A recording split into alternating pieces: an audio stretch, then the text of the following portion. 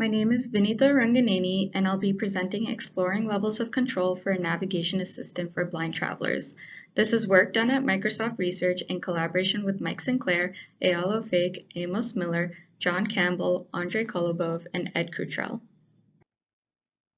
According to the National Federation of the Blind, in 2016, approximately 7 million people in the U.S. reported being blind or having low vision.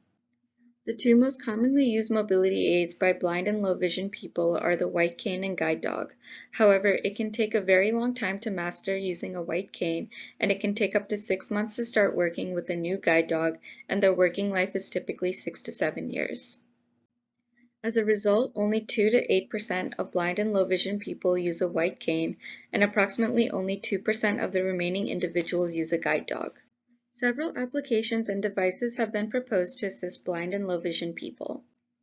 However, mobile applications do not provide enough information for local decision making. Some of these devices have been reported to be too heavy and bulky. Some of these devices provide the user control or the robot control, but do not provide a mixed control scheme. We propose Glide, a new mobility aid that provides local obstacle avoidance, is lightweight and portable, and provides a mixed control scheme. Glide weighs approximately 3 pounds. Its weight is offloaded on the base, which is roughly 9 by 9 inches. Glide has a pole connected to a small platform that rolls on the floor with unpowered wheels, requiring the user to push it ahead of them. This allows the user to control their speed and stop if they feel unsafe or need to readjust. There are servos for steering and braking Glide's wheels. Additionally, Glide's handle has haptic actuators that allows it to provide feedback to the user and a torque sensor for understanding directional input from the user. Glide's handle has 6 vibrotactile actuators. When the user twists the handle to the right 3 actuators will vibrate, acknowledging the user input. Similarly, when the user twists the handle to the left 3 haptic actuators will vibrate. When Glide wants the user to slow down, all 6 actuators will vibrate. Glide uses ROS2, and we specifically use NAV2 within ROS2 for navigation. Glide computes odometry by fusing sensor data from the wheel encoders and IMU and RGBD data from the RealSense camera. It uses the AMCL package for localization and regulated peer pursuit planner for local planning. We rely on pre-rendered floor plan of our building as a global map and generated global plans offline. In this work, we explored modes on a spectrum of control. On one end of the spectrum, the user has full control, and on the other end, the user is using a fully autonomous robot and can only input their destination. The first mode that we propose is the glide-directed mode. In this mode, the user sets their destination and controls their speed, while the robot steers, brakes, and navigates them to their destination. The user begins by telling the experimenter where they would like to go. In this example, the user says that they would like to go to the lounge. As the user begins walking, Glide will steer them to their destination while avoiding obstacles. In the future, we would like the user to be able to communicate their destination directly with Glide instead of an experimenter. The second mode that we propose is the user-directed mode. This mode is different in that it allows the user to select their desired direction of travel in addition to controlling their speed and selecting their destination. We tested this mode in an indoor hallway environment. The user can twist the handle to indicate their desired direction of travel. After they twist the handle, Glide will provide haptic feedback indicating to the user that they can begin walking. The user does not need to provide explicit input for walking straight. If the user twists the handle in an invalid direction, the brakes will engage. They will disengage after a few seconds if going straight is a valid option. If the user is at a T-junction where going straight is not an option, the brakes are engaged until the user inputs their desired direction of travel.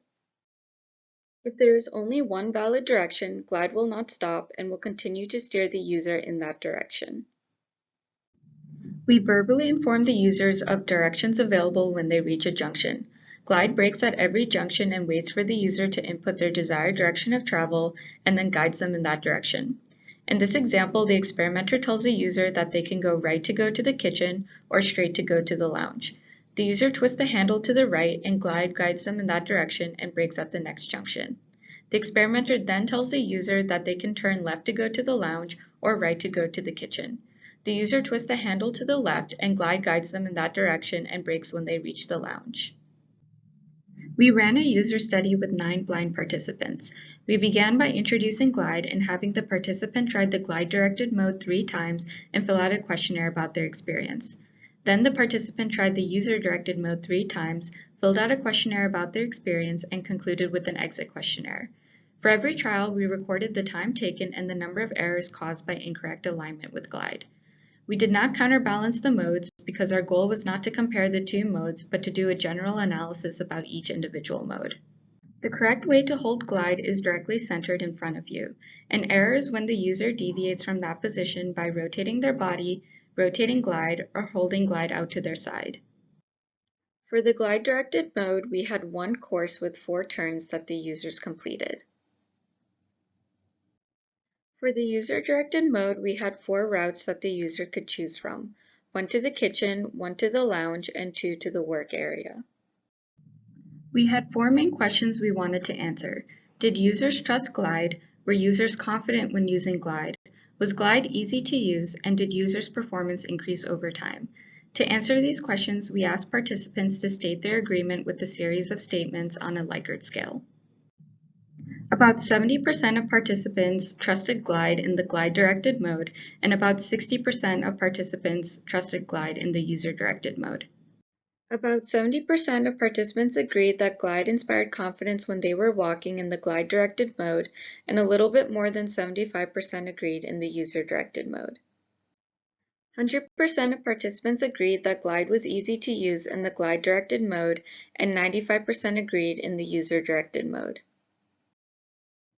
The time taken in the Glide-directed mode decreased as users continue to use Glide. We cannot say anything about the user-directed mode because the routes taken and the lengths of the routes varied. The number of errors across all modes and trials decreased. To summarize, users trusted Glide, users were confident when using Glide, users found Glide easy to use, and their performance increased over time. While Glide has shown much potential, there are several areas for improvement. First, we'd like Glide to be able to accommodate faster walking speeds. Next, participants found it difficult to stay directly behind Glide. Glide needs to be able to handle various positions of users with respect to it. Currently, Glide relies on a global map. In future iterations, we would like Glide to be able to map and navigate at the same time. Finally, Glide can currently only operate in single indoor floor plans. We would like Glide to be able to operate in more complex environments with overhangs, stairs, elevators, and ramps. Thank you for your time, and I'm happy to answer any questions.